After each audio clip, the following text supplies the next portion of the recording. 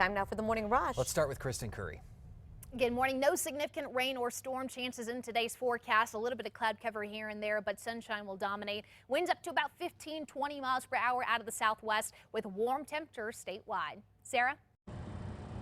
This morning, a mother, her two children, and a police officer are recovering in the hospital after a serious crash at the intersection of Eubank and Indian School. APD says it happened around 6 last night when one of their officers was responding to a man threatening people with a knife on Juan Tabo. The officer collided with the woman who was turning onto Indian School from Eubank. APD says the officer had the green light and had his lights and sirens on at the time. How you can help APD with their investigation coming up in the 5 Facts. Crystal? One of 2 men who was scheduled to be executed by lethal injection in Arkansas has been spared this morning for a second time. Overnight, the U.S. Supreme Court rejected the state's request to lift a stay that would have allowed the state to execute Don Davis.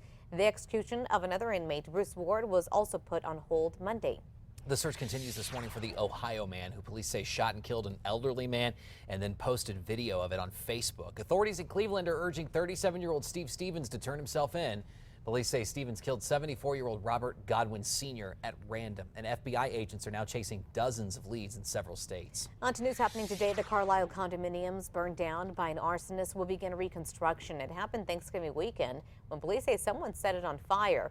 No one's been charged yet, but officials say David Hickman, who's charged with starting the Old Navy fire near San Mateo and Cutler just days later, could be connected to this crime. Rio Rancho police are actively searching for the troublemakers who they say caused some damage. On Sunday, 2 of the department's camera-equipped SUVs were hit by vandals, one near Northern and Rainbow, the other on Pine Road. Taggers spray-painted anti-police messages. Rio Rancho police say they're going to review the video from the SUV's cameras. They say whoever's responsible will be charged with criminal damage to city property. On to new news this morning. The governor said she will okay funding for higher education. That's according to the Santa Fe New Mexican.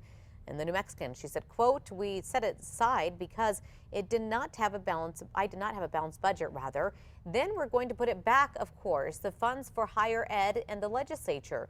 She did draw a hard line, saying she will do that if the legislature can provide a budget without raising taxes. Developing this morning, the state facing a lawsuit now from a New Mexico teacher who wants to use her sick days. Angela Medrao has been a teacher for 13 years in Logan. She says she needs her sick leave for surgery, but teachers were being penalized on their evaluations if they used more than 3 sick days a year, even though according to their contract, they're given around 10 depending on the district. On to news happening today. Albuquerque Public School Board members are expected to discuss a pending lawsuit between the district and its former chief financial officer. This all started when email surfaced showing a dispute between their former CFO, Don Moya, and former Deputy Superintendent Jason Martinez over vendors. Soon after that, Moya filed a whistleblower lawsuit claiming he was retaliated against when he spoke up about suspicious audits. A proposal to limit access in and out of a Fort Hills neighborhood will soon be discussed in a city council committee. Right now, there are 3 streets on the west end of that neighborhood that Councilor Don Harris considers access points, but all of them are closed to the general public. The resolution states that Fort Hills won't have any other access points other than for emergency vehicles, but some residents say that Fort Hills Road is the only way in and out of the area, and they're okay with that. Changes are coming to the city's parking meters. Since the 1970s, motorcyclists have gotten a free pass at city meters. Not anymore, though. Councilors passed a parking bill nixing that practice. One councilor said if they take up a whole space like a car, they should have to pay like a regular driver. The passing of the bill, though, will create some smaller spaces that will be free to motorcycles, mopeds, and scooters. All right, get ready for more construction on Central after ART work wraps up later this year. The City Council has now voted to build wider sidewalks in all of Nob Hill from Girard to Aliso, which is a few blocks east of Carlisle. The council will use $500,000 that it has set aside for these types of neighborhood projects to widen any sidewalks that aren't already being widened for the ART construction. On to new news this morning. A resolution that aims to keep the petroglyphs from being overrun by people is moving forward. This after city councilors approved it last night. City Councilor Isaac Benton's resolution will establish a plan for the preservation and protection of the petroglyphs while affirming an agreement between the city and the feds. As it warms up outside, state wildlife officials are asking you to be bear aware. Game and fish officials say after 3 years of good precipitation following a long-running drought, bears could be busy this spring. Kristen? Metro Threat Index up to a 2 because of the winds today, 15 to 20 miles per hour at the strongest late day coming out of the southwest. Do expect that Metro Threat Index to climb, though, over the next couple of days as those winds get stronger. Crystal? Today is tax day. Did I get your attention? Well, it may not be too much fun filing. Some businesses are offering some cool deals. Some McDonald's are giving away fries. Office Depot will shred documents for free. JetBlue is giving away 1,000 free one-way flights if you owe money this year. You can enter the contest on their website. More on some tax tips coming up in our 5 Facts. New study from AAA shows that despite low gas prices, consumer interest in electric vehicles and hybrids remains high. Nearly a third of Americans say they're likely to buy a hybrid for their next car, while 15% are likely to go electric. Millennials are particularly fond of electric vehicles, with 1 in 5 interested in purchasing one. On to new news this morning. Researchers in Scotland discovered cells in the retina that communicates with the region of the brain that regulates our daily rhythms. Doctors say this could open the door to new therapeutic possibilities to manipulate the retina signals and alter the body's responses to light changes, ultimately changing our body's biological clock. That would help with those that are suffering from jet lag or work the night shift. That's something kind of we have to deal with, right? Yeah. Not necessarily the night shift, but really early morning. All right, time now for a check on traffic. No major incidents to slow you down this morning. Looking pretty good on both interstates. Surface streets in general not bad, just pretty sluggish course southbound approaching Alameda. We got some video that's starting to go viral this morning. Have you ever wondered what a Tickle Me Elmo would look like without fur? Yikes. Ooh.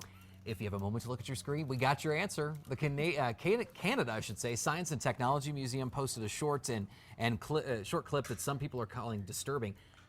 I don't know, it's a little odd, but I actually think it's kind of cool. You get a little to see the way it works. idea of the inner workings. Insides, Yeah. Look at him tickle little Elmo. He's like, stop it. You're tickling me. There he is Interesting. with fur. All right, time now for the 5 Facts. We start with number 5. New this morning, good news about a unique bus that went missing near downtown Albuquerque. Last night, Mahan Kelpa told us his 1949 school bus was taken from a parking spot on Central and 3rd in the afternoon. Overnight, he gave us a call to let us know that police had found it abandoned in a northwest Albuquerque neighborhood. No word on if anyone is facing charges today. Number 4, tax day. And if you're among the 40 million Americans the IRS says has not filed yet, again, you have till midnight. The tax filing deadline is later this year because April 15th fell on a Saturday and Monday was a local holiday in Washington, D.C. And make sure you sign it and date Yes. it. Because it get kicked back right to you and it'll be late.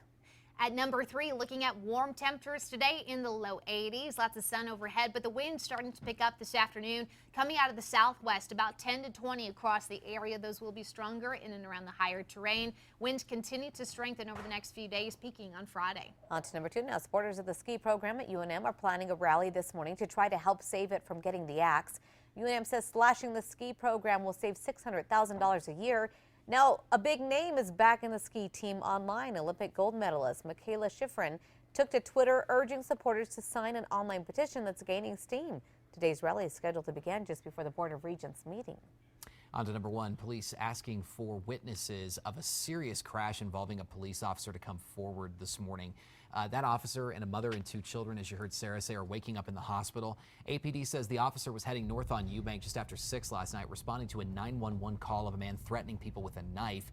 The other car was traveling southbound on Eubank, and as the driver tried to make a left-hand turn onto Indian School, the cruiser hit the passenger side.